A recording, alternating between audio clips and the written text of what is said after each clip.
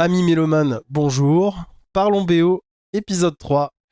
C'est une période de l'année où j'enregistre là, où je me livre habituellement et très régulièrement à la réécoute, à la redécouverte de musique de films de Noël. Et j'avais envie aujourd'hui de vous faire partager quelques BO de Noël qui me sont cultes, que je connais depuis que je suis gamin ou beaucoup plus tardivement, mais qui en tout cas sonnent vraiment Noël à mes oreilles. Noël, c'est cette période de l'année où on se réunit en famille autour de mon repas, en tout cas bien au chaud. Et cette année, pour moi, ce sera un Noël au travail, hein. Donc j'ai mis dans ce podcast tout ce qui me réchauffe le cœur en cette période de l'année. Et j'espère que vous ressentirez la même chose. N'hésitez pas à me faire part via vos commentaires sur Spotify, page Facebook, Instagram de Parlons BO, ce que sont pour vous les films et ou les musiques de films de Noël que vous adorez revoir ou écouter. On a tous des goûts différents, il y a peut-être des choses auxquelles j'ai pas pensé, il y a certainement des choses que j'ai choisi de ne pas mettre en 2024 que vous retrouverez en 2025 et j'aimerais bien savoir ce qui pour vous a été source de nostalgie d'enfance concernant le cinéma et la musique de film. Je crée moi-même des suites, c'est-à-dire des montages musicaux de ce que je veux vous faire écouter. L'objectif étant de cibler certains passages en faisant en sorte que, à l'écoute, ce soit le plus fluide possible, que vous ne sentiez pas les coupes. Voilà. Et maintenant, on va plonger dans le premier morceau. Alors laissez-vous transporter, installez-vous confortablement, prenez un bon chocolat chaud devant un bon feu de cheminée ou branchez-vous sur Netflix, il y a pas mal de chaînes qui proposent des feux de cheminée et laissez-vous bercer par la magie de Noël.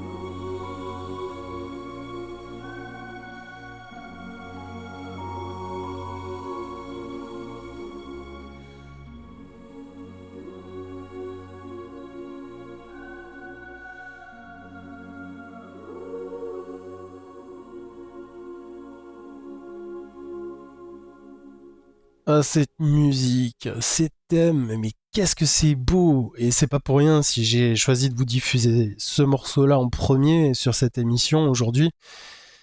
On est sur Édouard aux mains d'argent de Danny Elfman, la composition, hein, le film est de Tim Burton, bien évidemment. Le film date de 1990. Et si j'ai choisi de vous passer ce morceau-là, c'est parce que quand j'entends ça, je replonge direct dans mon enfance. Moi. Je revois les repas de famille le 24 au soir, autour de la table, à côté de la cheminée. L'attente et l'excitation de savoir ce que j'allais avoir comme cadeau le lendemain matin à mon réveil. Je revois tout ça. Je revois les repas de famille le lendemain, le 25, avec toute la famille. Des choses qu'aujourd'hui, j'ai pas forcément toutes les années, et cette année encore moins pour le coup, donc c'est quelque chose d'assez émouvant pour moi cette année en tout cas. Au casting, on trouve Johnny Depp, Winona Ryder et Vincent Price qui joue donc le rôle du créateur d'Edward. Cet acteur-là, c'est une figure des films de la Hammer, c'est pas pour rien si Tim Burton l'a casté dans ce film, c'est parce qu'il a nourri son imaginaire. Burton s'est nourri des films de la Hammer, c'est des hommages qu'on retrouve régulièrement dans ses films. Christopher Lee dans Sleepy Hollow, c'est exactement la même chose. Pourquoi je vous parle de Vincent Price? C'est parce qu'il y a une anecdote sympa à savoir, si vous ne le saviez pas. C'est lui qui fait ce rire machiavélique et le monologue sur la chanson Thriller de Michael Jackson. On est dans le gothique, autant y rester un petit peu. Danny Elfman à la composition, donc, et fait rare, comme sur Pee-wee et Beetlejuice, là il a bénéficié d'une énorme liberté créatrice. À savoir que le studio, qui était le studio 20th Century Fox, ne suivait le projet que de très loin. Burton n'avait pas vraiment donné de direction à Elfman, qui n'avait aucun modèle précédent sur lequel se baser pour composer, il n'avait pas vraiment de référence, il n'y en avait aucune d'ailleurs. Le studio, comme je l'ai dit, lui laissait un champ absolument libre côté imagination.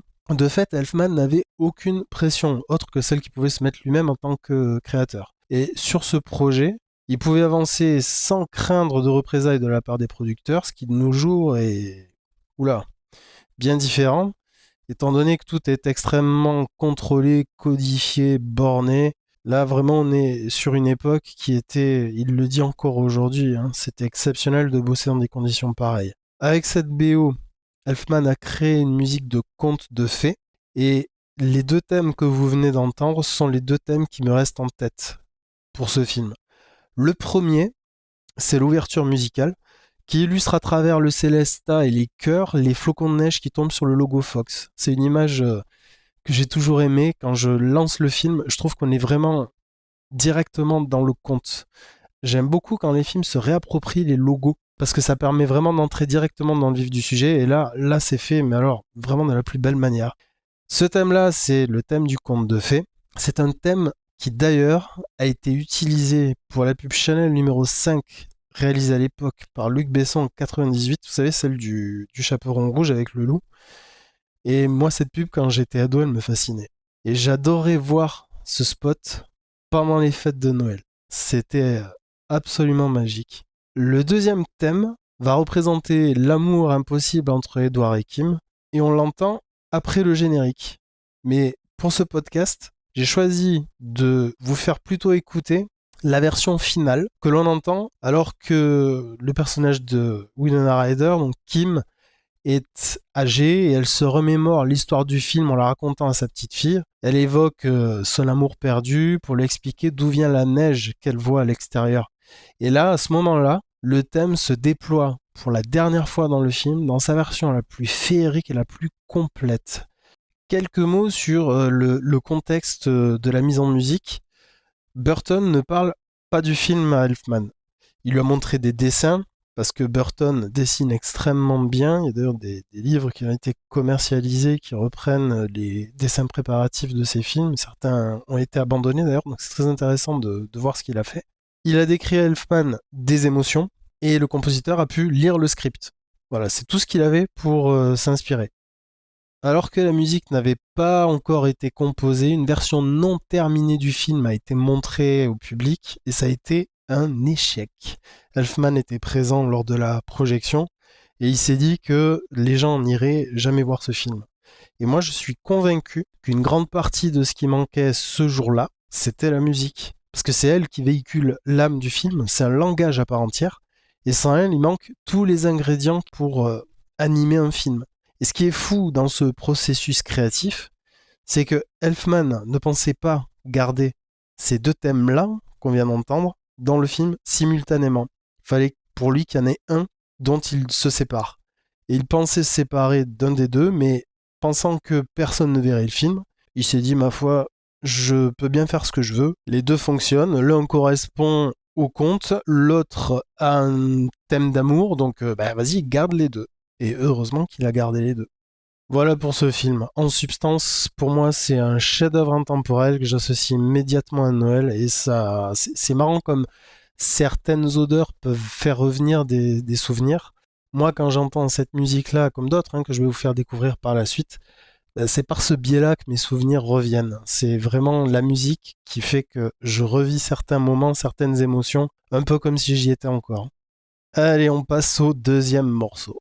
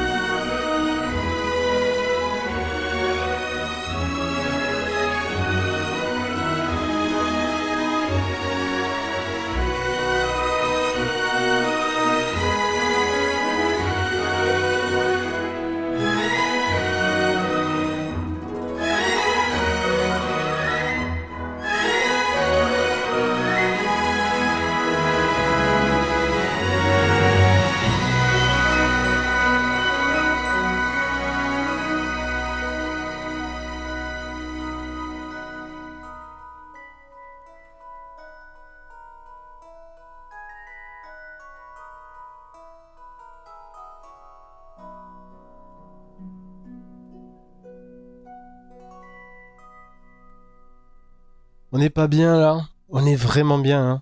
J'ai l'impression d'être à côté du feu de cheminée là. Je sens l'odeur du bois.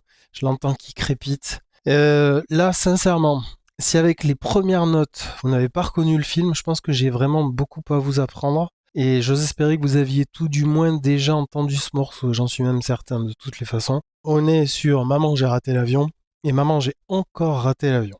Un film réalisé par Chris Columbus et mis en musique par John Williams. Sur ces films-là, il est question donc du score, composé par John Williams. Il est également question, on ne peut pas ne pas le citer, du parolier Leslie Bricus, avec qui Williams collaborera à nouveau sur le Peter Pan de Spielberg, qui va créer les paroles des chants de Noël qui ont été composés par Williams spécialement pour ce film.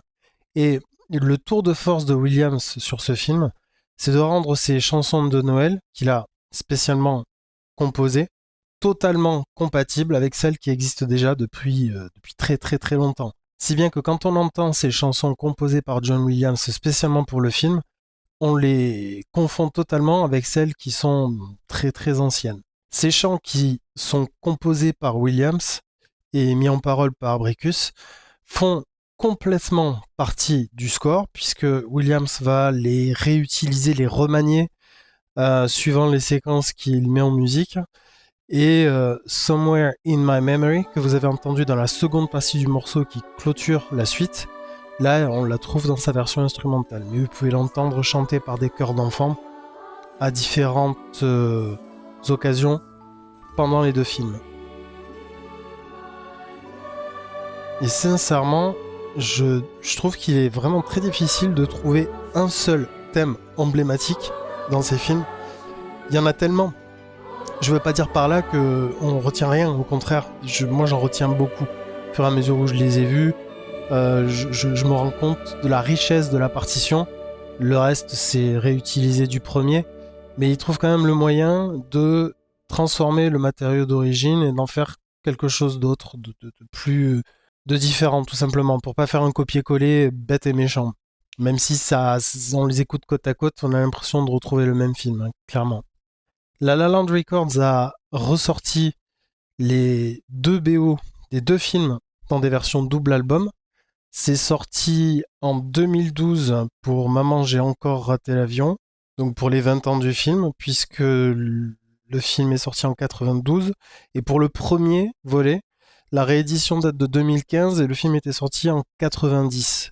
Alors sur cette suite, je vous ai fait écouter le générique du premier film, qui est une référence assumée à Casse-Noisette. Pour ce thème, John Williams va utiliser une tierce mineure descendante. Alors c'est un peu technique, mais dans l'absolu, c'est pas important. L'idée c'est que cette tierce mineure descendante va véhiculer l'idée de jeu d'enfant, quelque chose d'enfantin. Et c'est aussi une évocation, ce main title, ce générique, ce thème, du Carol of the Bells, qui est une des plus vieilles chansons de Noël. Cette technique de la tierce mineure descendante, c'est une technique qu'il réutilisera plus tard dans le Hook de Steven Spielberg pour le thème entendu dans le film et qui fait référence justement à l'enfance. Je vous mets juste 2 secondes pour que vous voyez de quoi je parle.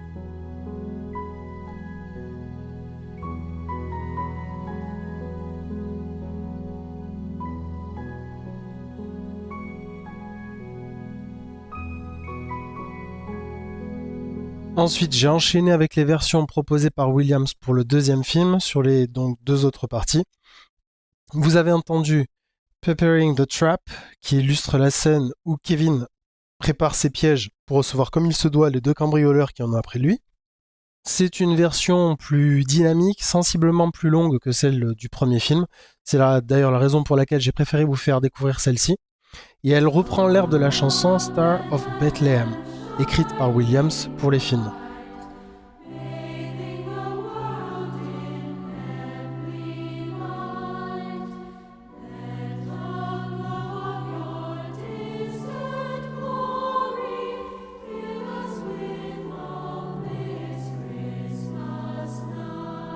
Vous avez aussi entendu le final du générique, à la fin de cette suite, qui reprend le thème Somewhere in My Memory qui clôture le score du film.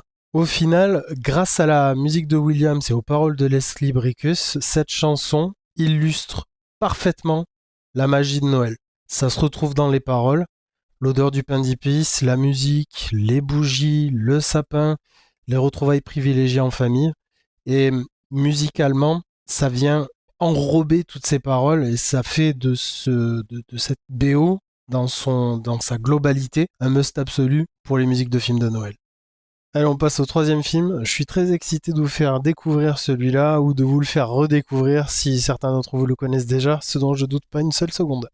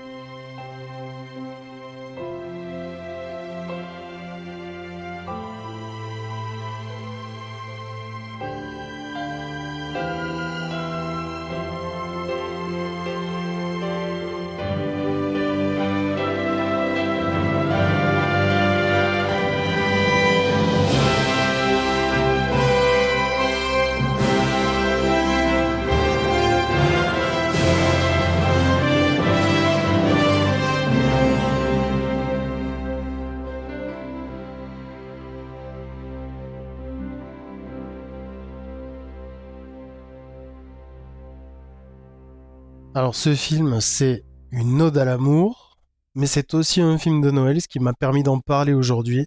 Love Actually, film de 2003, une comédie romantique britannique, scénarisée et réalisée par Richard Curtis, connu aussi comme scénariste sur 4 mariages et un enterrement. Coup de foudre à Notting Hill, Le journal de Bridget Jones, et il a également créé avec Rowan Atkinson le personnage de Mr. Bean.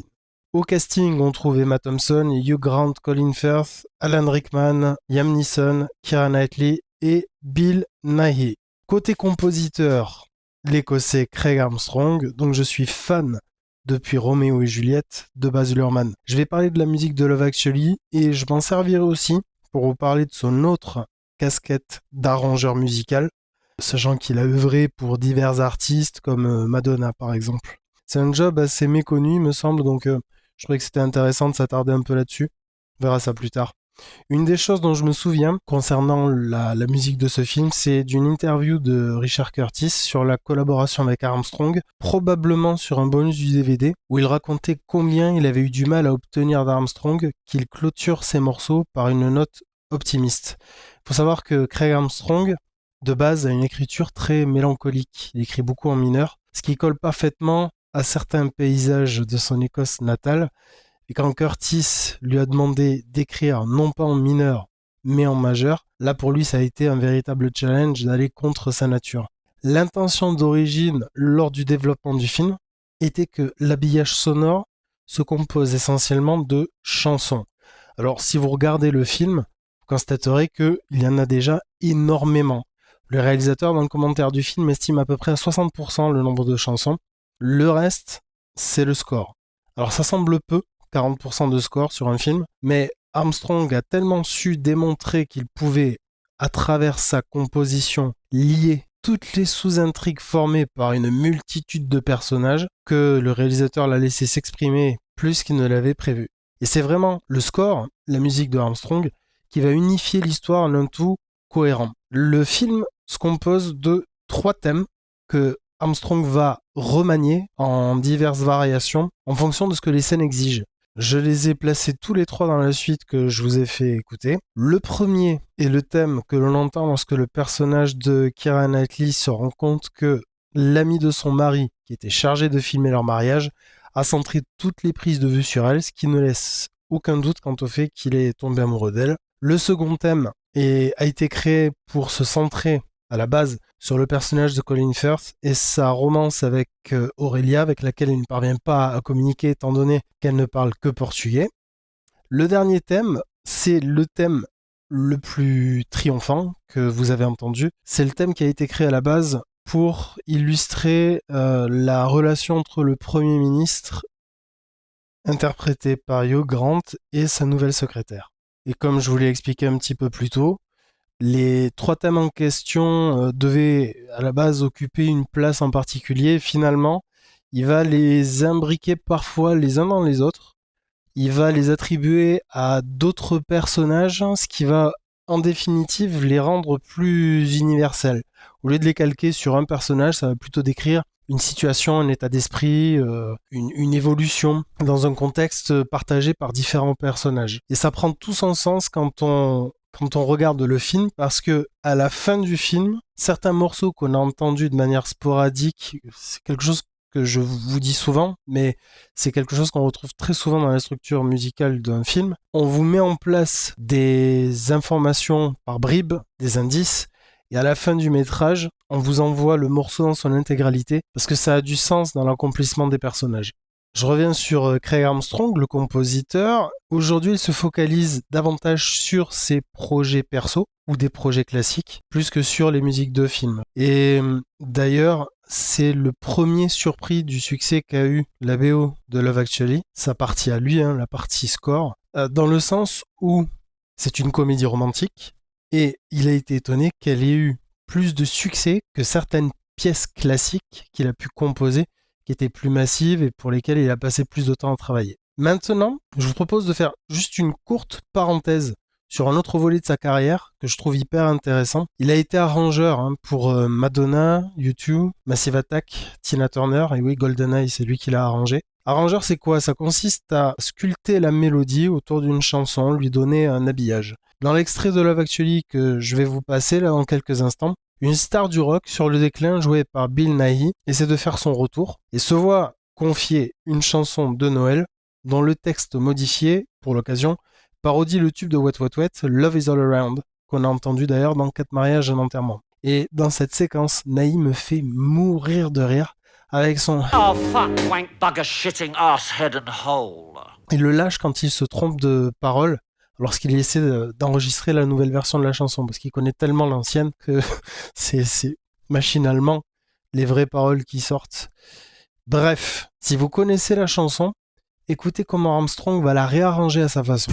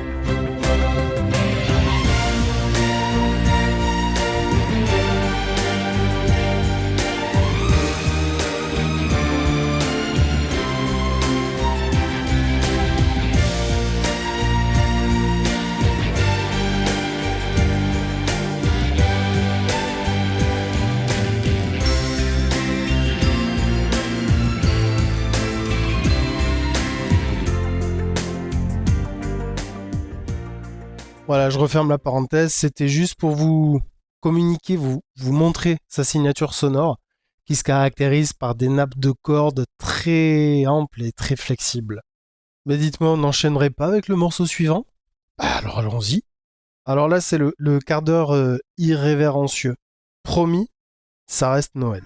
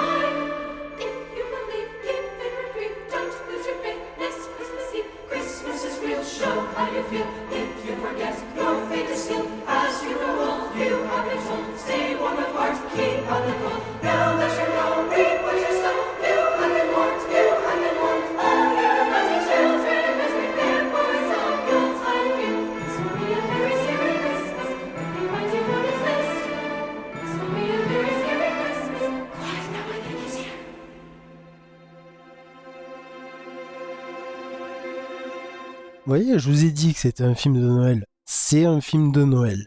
Voilà. Krampus, film de Michael Dougherty, mis en musique par Douglas Pipes. C'est un film de 2015 que j'ai vraiment pris plaisir à regarder. Et je vous cache pas que le fait de préparer l'émission m'a donné envie de le revoir. Ce film met en scène une créature mythologique à cornes qui tourmente les enfants qui perdent leur esprit de Noël. Elle se manifeste la veille de Noël, si mes souvenirs sont exacts. Et l'équipe du film a cherché à se rapprocher du ton de Gremlins. Et ils y parviennent. Sincèrement, c'est plutôt réussi, tout en restant dans un film familial, comme son modèle, pour lequel l'idée était déjà de pousser les limites de ce qui était acceptable pour un film familial. Parce qu'il y a de l'humour, il y a de l'irrévérence, il y a du second degré, mais il y a de la violence et ça pousse les potards assez loin. C'est pas gore, hein, c'est pas un film d'horreur au strict sens du film d'horreur. C'est plus, c'est plus irrévérencieux qu'autre chose, mais le personnage fout quand même un peu les pétoches. Faut pas le montrer à un enfant. Hein. Si la musique est clairement machiavélique, les paroles du chant de Noël le sont tout autant. Et si vous avez l'occasion de lire les paroles sur internet, faites-le parce que c'est vraiment très drôle. Et le film, du coup, en sort vraiment grandi et c'est vraiment pas mal.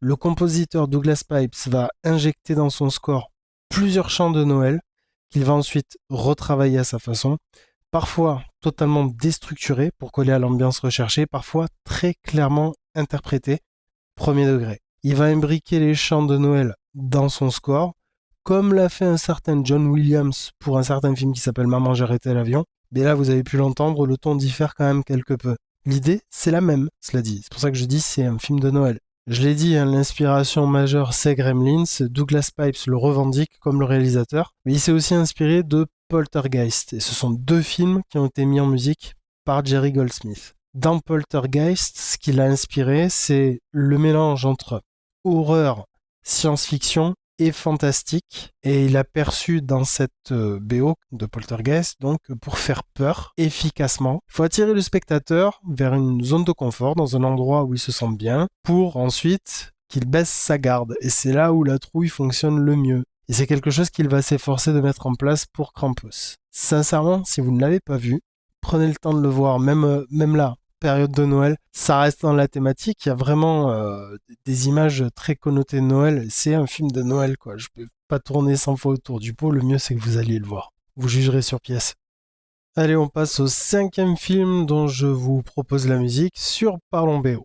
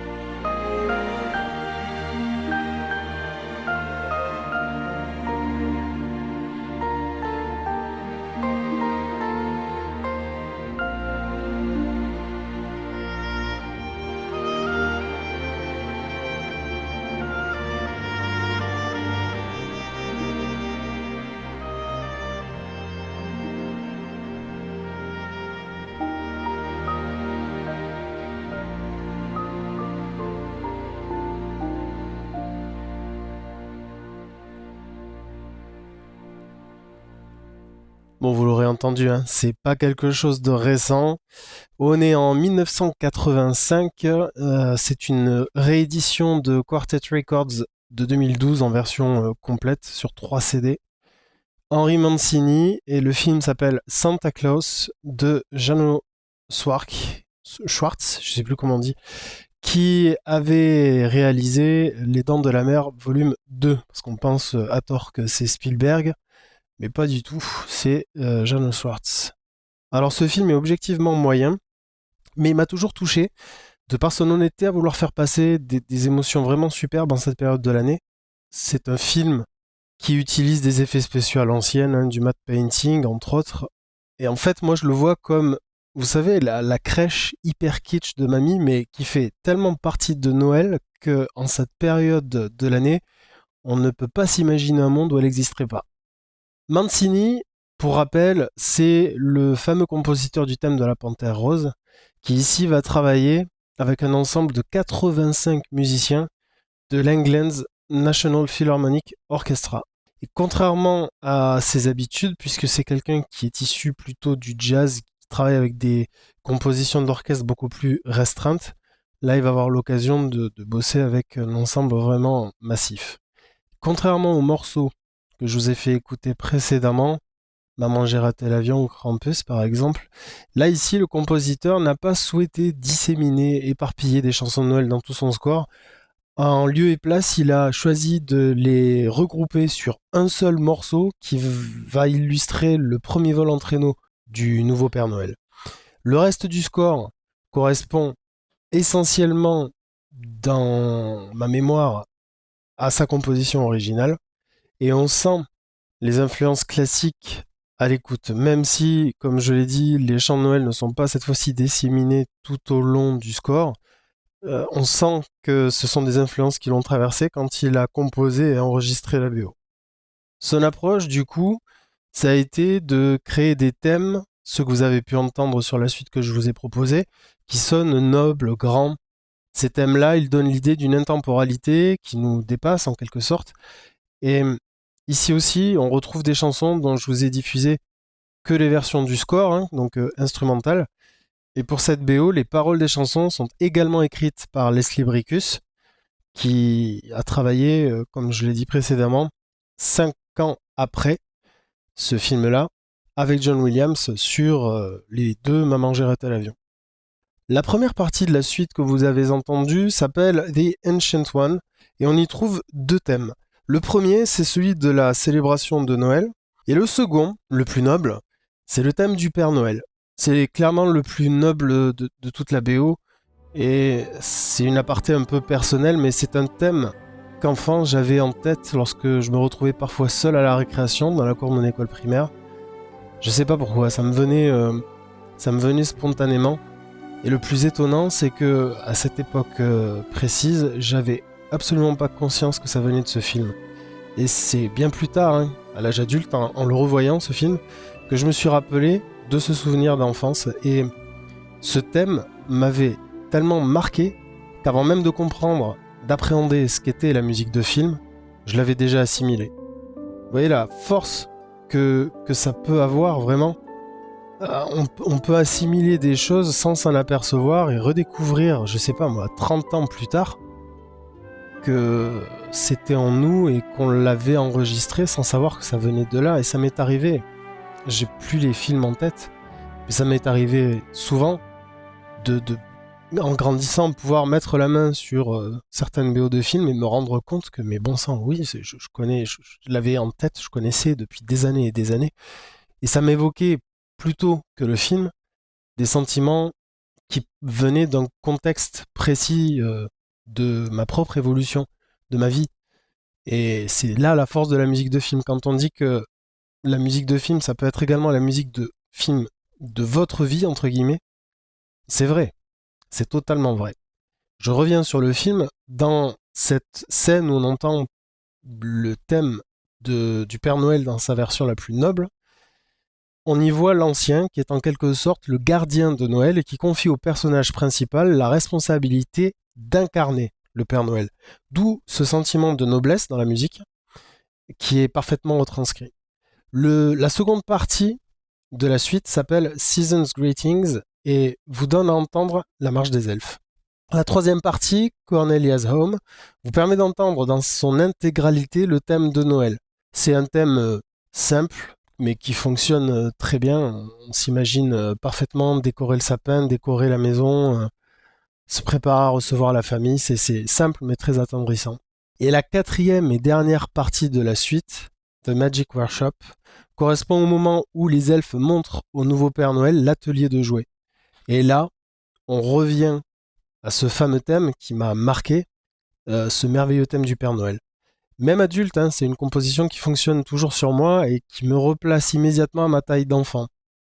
Au final, c'est ce que Noël doit être pour moi, c'est une invitation au rêve, au trêve des soucis du quotidien, un rassemblement et la magie de donner et de recevoir. Et c'est ce que j'essaie de faire là, c'est de vous donner un peu de ce qui m'a émerveillé quand j'étais enfant et qui fait qu'à l'âge adulte, même si on n'a plus aucune illusion sur d'où vient cette magie, on peut quand même s'autoriser à la ressentir à travers la musique. Et ça, c'est fantastique. Julien, oui, morceau suivant. D'accord.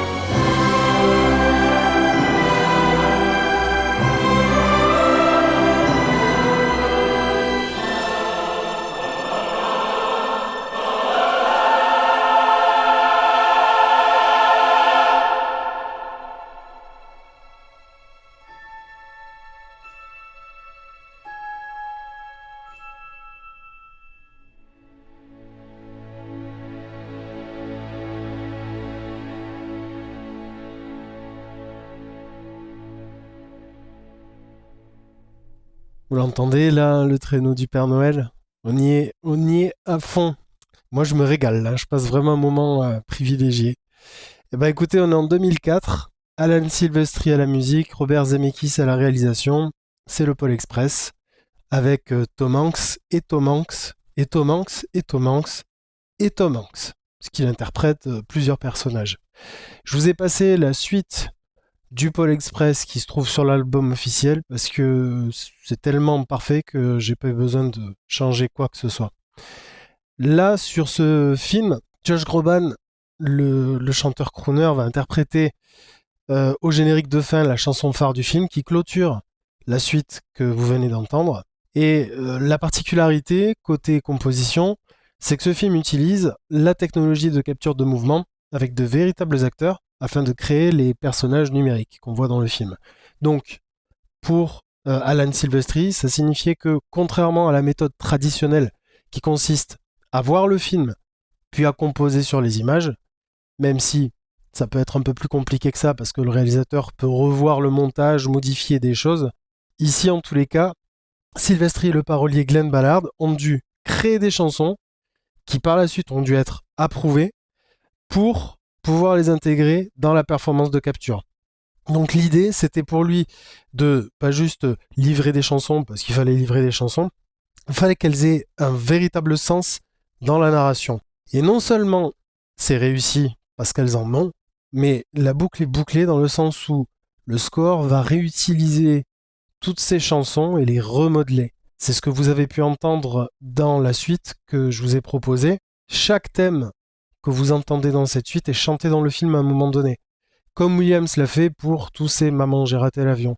Si vous voulez entendre les chansons, je vous invite tout simplement à regarder le film qui est à peine un peu plus long que l'album en définitive. Et même si la technologie a pris un petit coup de vieux, moi je prends toujours énormément de plaisir à le regarder. Le compositeur a dû aussi commencer à travailler un an avant la sortie du film, étant donné qu'en lieu et place des images sur lesquelles il aurait pu travailler, là il n'avait que les dialogues.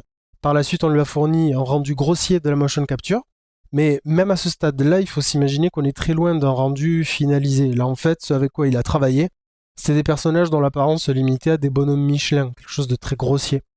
Heureusement, le studio en parallèle lui a aussi fourni les prises de vue réelles de la captation de mouvements avec de gros plans sur les acteurs. Donc il a pu à la fois mettre en musique les actions et les émotions. C'est pour ça qu'on retrouve une large palette quand on écoute le score pendant le film d'émotions, d'illustrations à l'image. Côté composition, on retrouve la même recette que précédemment sur les films que je vous ai fait écouter, donc je ne vais pas m'étaler davantage, si ce n'est pour dire que pour moi, c'est un autre incontournable de Noël qui est lié à mon enfance. À savoir que le livre illustré duquel le film est adapté, je l'ai lu et parcouru un nombre incalculable de fois quand j'étais enfant. Silvestri a tellement bien réussi son coup que c'est comme si cette musique m'avait déjà accompagné lorsque j'étais enfant et que je regardais les images du livre.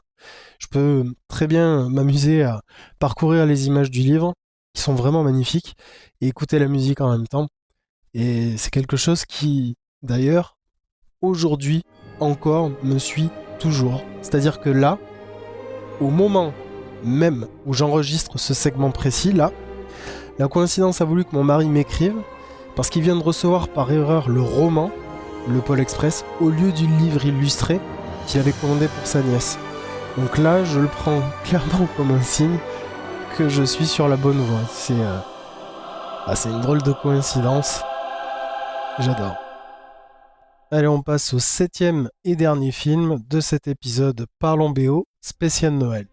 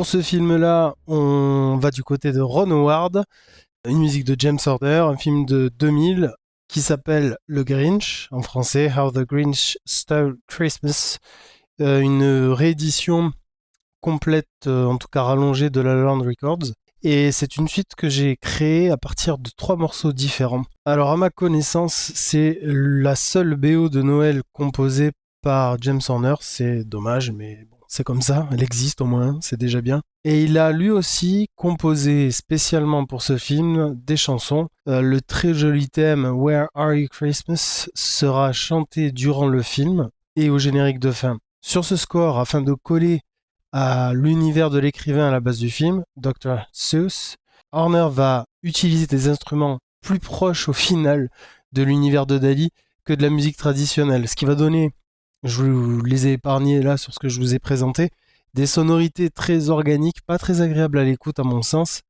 et c'est de fait, en ce qui me concerne, un des scores les moins agréables à écouter de Horner, même si les morceaux que j'ai choisis pour cette suite sont, à mon goût, absolument magnifiques. C'est pour ça que j'ai préféré les mettre en lumière. Le premier passage de la suite que je vous ai présenté illustre la scène pivot du film, en quelque sorte, où le Grinch, on est à la fin du film, ayant volé un traîneau chargé de cadeaux, est isolé en haut d'une montagne enneigée. Et c'est alors qu'il entend au loin le chant des villageois et qu'il épouse enfin l'esprit de Noël, un peu comme le ferait Scrooge. Musicalement, là, Horner va utiliser son fameux motif du danger, ces 4 notes qu'il réutilisera dans énormément de ses BO, mais cette fois-ci, ce sera complété de quelques notes pour le rendre optimiste. Les chœurs se joignent aux cordes, alors que le Grinch comprend que la magie de Noël est en nous et non à travers l'aspect matériel des choses, et alors à ce moment-là, son cœur grossit de 3 fois sa taille et l'émotion de Noël l'envahit enfin. On entend les carillons, le piano qui se mêle aux cordes dont l'arrangement se montre enfin très chaleureux. Puis le thème de Where Are You Christmas arrive. Le second passage, The Sleigh of Presents, illustre le passage où le Grinch, maintenant sensible aux émotions, sauve le traîneau chargé de cadeaux sur lequel se trouve la petite héroïne pour le ramener au village. Le cuivre et les percussions s'emballent pour nous donner une sensation de vitesse alors que le Grinch slalome entre les arbres pour redescendre au village, et c'est quelque chose qu'on sent vraiment bien à travers la musique. Le dernier passage, He Carved the Roast Beast, arrive au moment où le Grinch partage le repas de Noël avec les villageois en célébration de l'heureux dénouement du film. Et c'est une fin traditionnelle des musiques de films de Noël, avec ses cloches, ses carillons et les chœurs qui chantent enfin la chanson pour clôturer le film, et de fait le seul film de Noël de James Horner. Et bien voilà pour ce 7e et dernier morceau de cette émission spéciale Noël, l'épisode 3 de Parlons BO. Un emploi du temps plutôt chargé là en décembre, donc j'ai fait en sorte de mettre le meilleur de moi-même sur cet enregistrement, sur ce podcast. J'espère que pour vous la qualité sera au rendez-vous, que vous passerez un bon moment. N'hésitez pas, comme je le dis toujours, à me faire vos retours, soit sur l'espace commentaire de Spotify ou en consultant ma page Instagram et page Facebook, Parlons BO. Je me nourris de ces retours-là pour essayer d'améliorer et surtout, n'hésitez pas à me faire des suggestions également si vous souhaitez que je parle d'un sujet, d'un thème en particulier, d'un compositeur en particulier. N'hésitez surtout pas. C'est un épisode un petit peu plus long que d'habitude. J'avais à cœur de vous faire écouter ce qui, pour moi, représente Noël. Ce sont des bandes originales de films qui sont emblématiques pour moi de cette fête et j'arrivais pas en fait à condenser davantage. Donc c'est un peu plus long que d'habitude. C'est en quelque sorte un bon repas de Noël dont j'espère que la digestion sera quand même plus facile pour vous. En tout cas, comme je l'ai dit au début, pour moi cette année ce sera Noël au travail. Donc ce podcast m'a permis de vivre Noël avec intensité, avec des souvenirs d'enfance dont j'espère que vous partagez certains éléments et que vous avez passé un bon moment en tout cas. Je vais vous laisser en musique. Le dernier morceau me permet de reparler de Craig Armstrong puisque je vous ai parlé tout à l'heure longuement de Love Actually. Il s'agit du spot de pub pour Chanel numéro 5 sorti en 2004 avec entre autres Nicole Kidman, et Craig Armstrong a réarrangé Le clair de lune de Debussy pour coller à l'univers de Baz Luhrmann. Si vous regardez le spot, on retrouve vraiment la même structure que Moulin Rouge sur énormément d'éléments. Donc ils se sont connus sur Roméo et Juliette. Je pense pas qu'il y ait eu de collaboration avant. Roméo et Juliette, ça date de 97. Donc c'est une collaboration qui s'est échelonnée au moins jusqu'à Gatsby, qui est sorti en 2013. Et depuis, malheureusement, plus rien. puisque comme je l'ai dit, Armstrong est plutôt destiné à se tourner vers une carrière solo maintenant. Si je vous diffuse ça, c'est typiquement parce que c'est un spot de pub de Noël, hein, et c'est pour faire écho à ce dont je vous ai parlé un petit peu plus tôt concernant Édouard Main d'Argent, puisque de la même façon que Luc Besson avait réalisé le spot de pub de 98 avec le chaperon rouge et le loup, là c'est Baz Luhrmann qui va se charger de la réal pour ce spot publicitaire. Je vous laisse donc en musique, je vous remercie de m'avoir écouté et je vous dis à très bientôt sur Parlons BO.